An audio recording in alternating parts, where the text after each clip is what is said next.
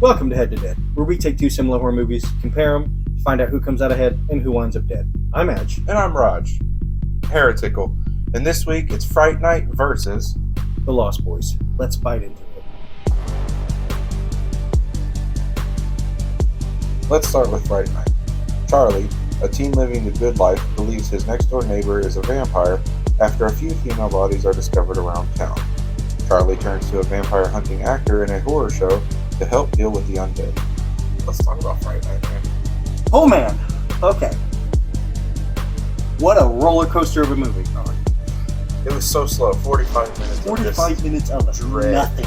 Dread. Nothing at all.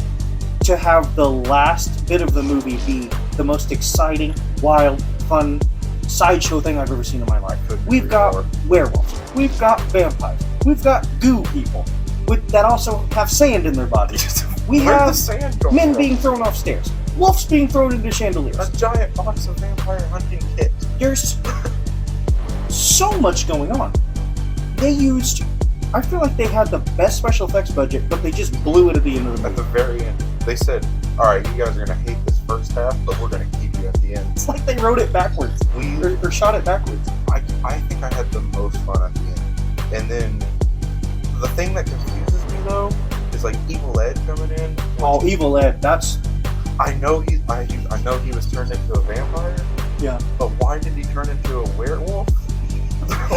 I don't know. Maybe I'm not brushed up on vampire lore, but he didn't turn into like a wolf. He turned into a werewolf. Yeah. And he ran down the hall.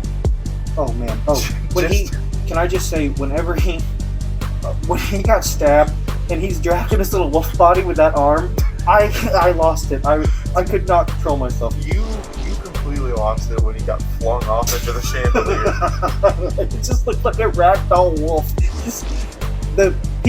So many people are getting flung off things in this movie. And then he's just laying there naked for 10 minutes. Oh, just slowly dying. Scene ever. But then you find out at the end he's not dead.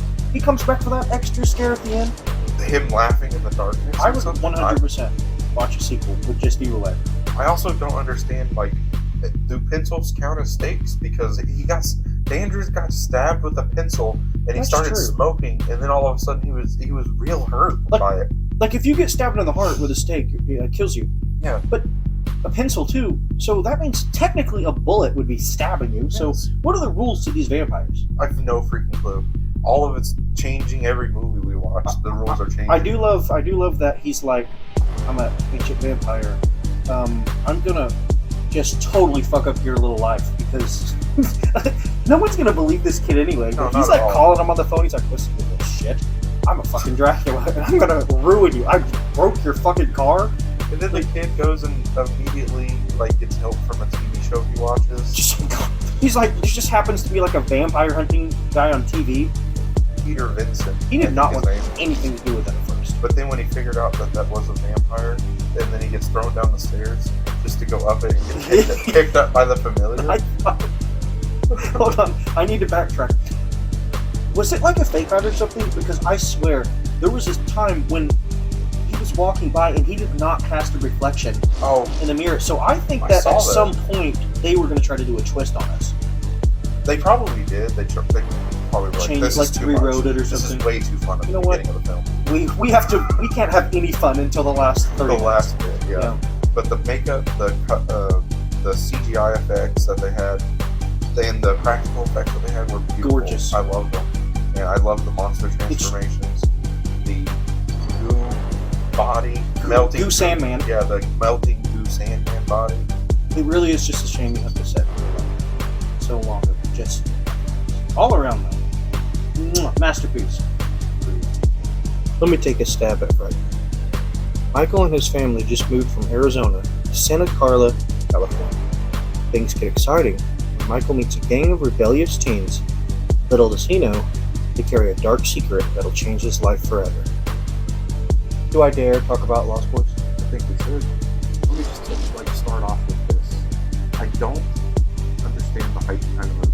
Yeah, I also think the movie is overrated. I agree. Although the movie was fine, actors are great in it, the whole time I was watching it, I kept finding more and more things that were wrong with it, and then I was just kind of bored didn't blow me away. Didn't do anything too wrong.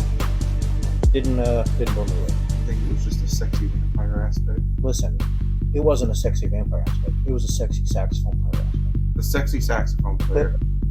He's in it for like 2 minutes, and I fell in love with that dude. He's fantastic. But what I will say is, on a side note, I went to look at the cast for the movie, the IMDb, and it's like the dude is still holding the saxophone. Like, it's a new picture, like it's modern, but he's still. So that tells me he only has one job. Or two things. He's only been in the Lost Boys with the saxophone, or he demands there's always a saxophone role for him in every movie. Oil him up and let him blow. Let him go. The 80s were awesome. We missed out, man. And then, like, the comic book nerds coming in and knowing that they're vampire They're like hunters. the Vampire X, yeah. Yeah. I will say, though, if you're trying to spread the word, and it's a serious cause, maybe not do it in comic book format. Oh, nobody's going to take that seriously. He's like, vampires are real, and we got a big problem. Find out what we're dealing with in this comic book. Although they did do well. And we also got a pretty good kill. Yeah, we found out that vampires are very weak to slow stabs. They just cave. Chest just caves. Too bad it had to be Bill's character. Yeah, that's Bill Esquire. Just stabbed they got rid of him. chest. I did like the brothers bond. The dynamic between that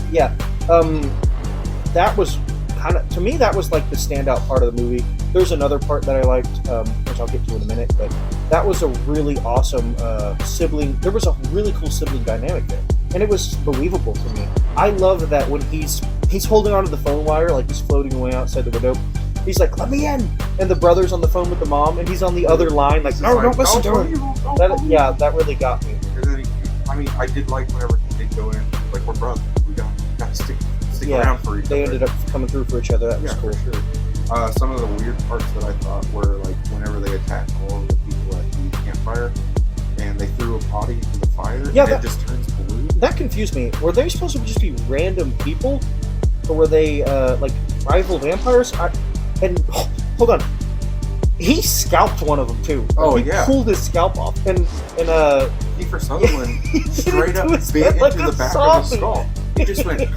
So, like, that part I liked. I was like, holy crap! He's so savage. Good lord. So that was amazing. Another part was the bridge scene. Whenever they're jumping off the bridge and the train comes by. Classic scene, by the way. But I was like, what's happening whenever Michael's falling and he's screaming? He's like, ah! And then he stops and he's looking around. And then he goes, ah!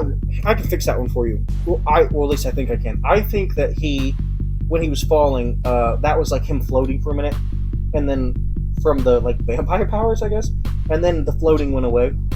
That's what I think, because right after that, when he, you see later that he couldn't control the floating.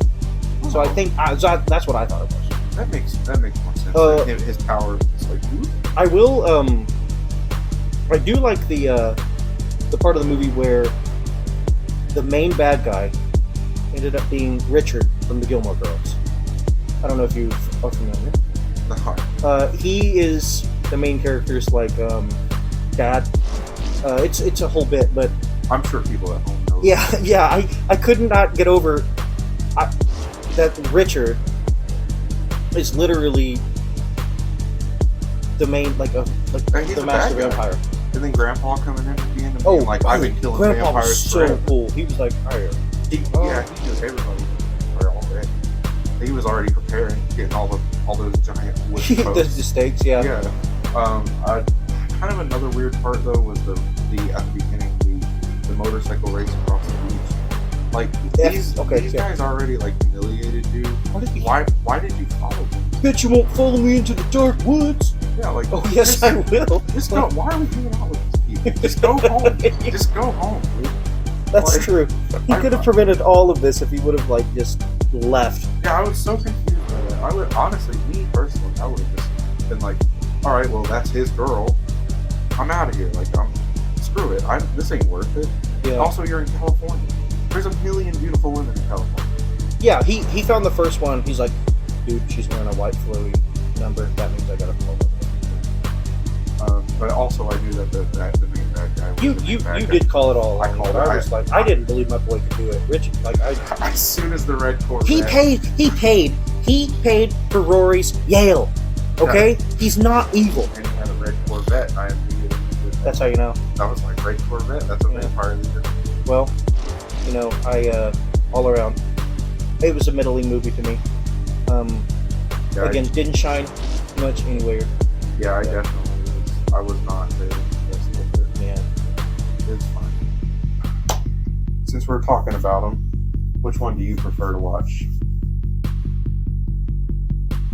I had to think about this one a lot, but I'm going to tell you my answer, and then I'm going to explain. Okay. I liked watching Fright Night more. My defense for it is, yeah, it's boring. But to me, at least, putting up with all of that boringness for that amazing last quarter is totally worth it. Whereas Lost Boys, I'm not going to be bringing my friends over and saying, you got to watch this, you got to watch this. I'm going to be doing that with Fright Night. Like, let me just tell you, man. This is going to be a short answer because you covered it, but I agree with you. I'm choosing Fright Night. Cool. I didn't know if we were going to, like, because you were I was pro. so stoked on Lost Boys. You were like, this is good, dude. I really thought that they were going to pull this one out. Yeah.